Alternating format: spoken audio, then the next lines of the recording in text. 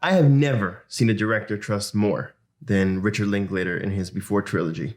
The movies track one relationship at three crucial stages. First, it's their meeting for one night in Vienna. Then, reconnecting years later, one day in Paris. And finally, at a critical stage of the relationship on vacation in Greece. The movie is mostly made up of long, single shots and sequences that don't beg for your attention. It asks you to come along for the journey if you're ready. You get the feeling that you're a voyeur with Jesse and Celine on their dates, almost in real time.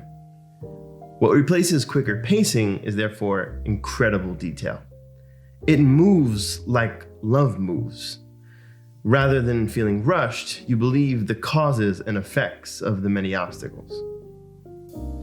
Linklater wrote the first film with his partner, Krizan. But it's been talked about a lot how important Hawke and Delpy were to the making of these films. The movie is known for its realism, to which it's easy to assume improv from the actors, but every idiosyncratic, nuanced detail and overlapping dialogue, it was actually scripted and rehearsed beforehand. That it looks and feels so fresh and improvised is perhaps the greatest compliment to the film. The only way to pull this off was to have tremendous faith in the actors and allow them to become a significant part of the writing process.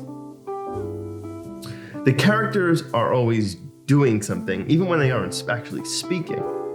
There's always intention, even in silence.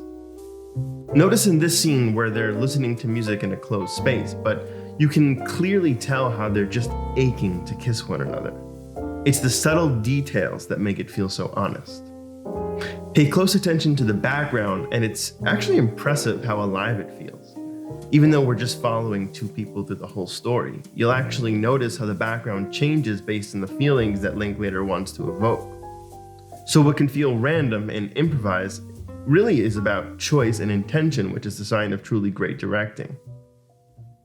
Having come to this trilogy so late myself, I actually can really see why fans have hyped it so much.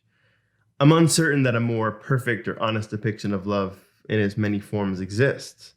Maybe that's because other movies don't even have the time to get into it like these do. And so what you keep coming back to ultimately is the characters, to which you can't imagine a better pairing. They could be talking in a room for hours on end, and I think we would remain just as interested in their love story.